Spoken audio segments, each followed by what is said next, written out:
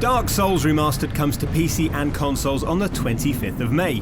If you've never played it, it's a perfect opportunity to get involved in a gaming phenomenon that's like a rite of passage for many players. Not least so you can finally tell that one friend who keeps asking that yes, you've actually played it.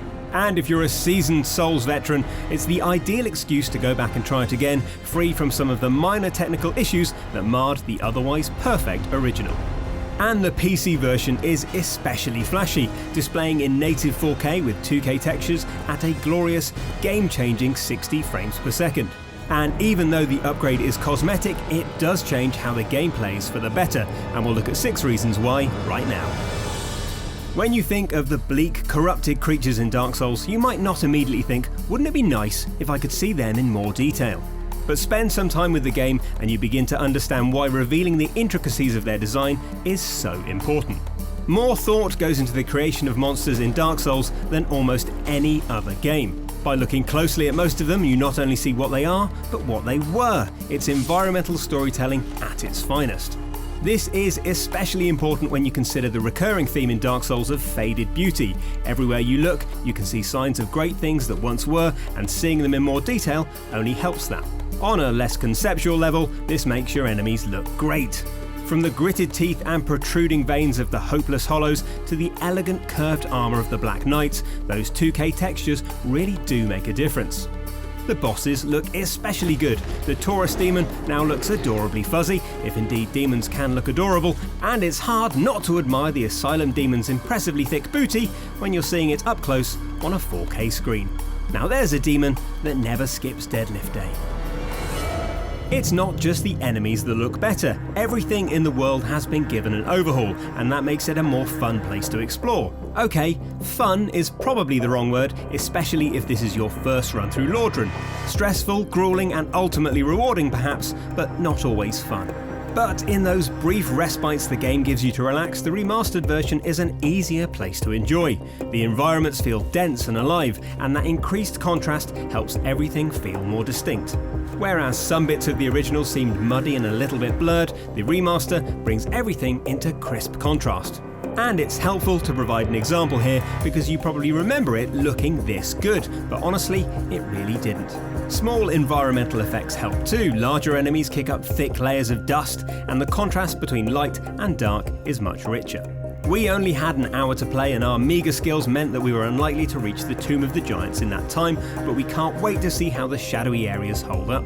And on a similar note, we expect the really laggy bits from the first game, like the dreaded Blight Town, will finally run at a respectable frame rate. And of course, destroying everything in the environment feels lovely as well. Your one respite from the misery of Dark Souls comes from the legendary barrel roll, and all those bits of shattered wood look just wonderful in 4K.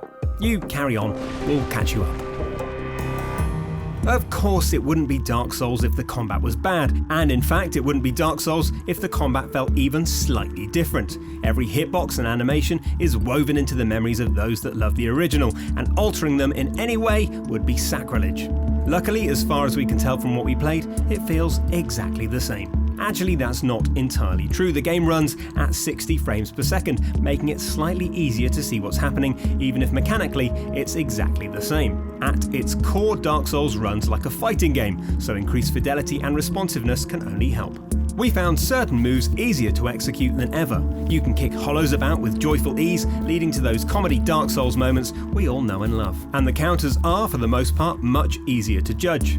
The only thing that felt slightly different were the backstabs. The exact window for getting them right was more precise, but if anything, that just feels even better when you finally do nail them.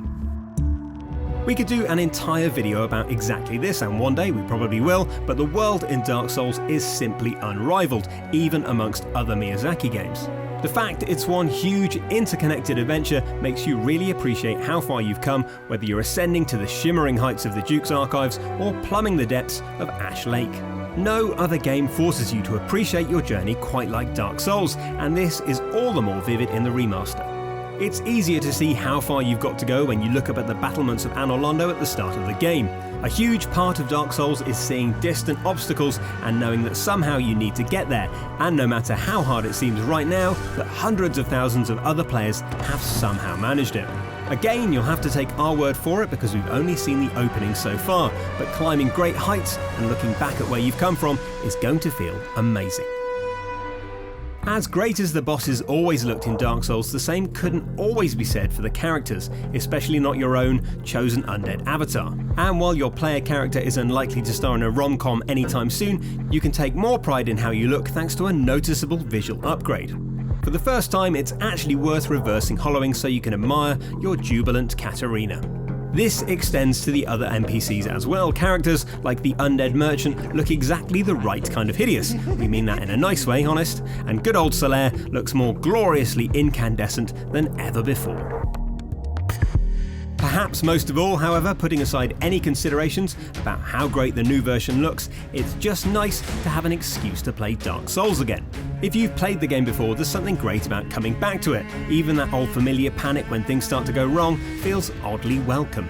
And if you haven't tried it till now and have always wondered what the fuss is about, this is the perfect time to dive in. It looks fabulous, feels even better to play, and this will likely be the definitive version. All the DLC is included, and the increased interest means that summoning other players to help out will be easier than ever, which was historically one of the downsides with the original PC version.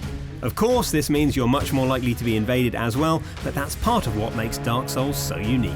The original Dark Souls remains by some margin the best game in the series, and there's really nothing else like it. Hopefully, we'll see you in-game when it's released on the 25th of May. We'll be waiting for you in Blighttown, assuming, of course, that we actually get there. Are you a Dark Souls 1 bro itching to go back for yet another run?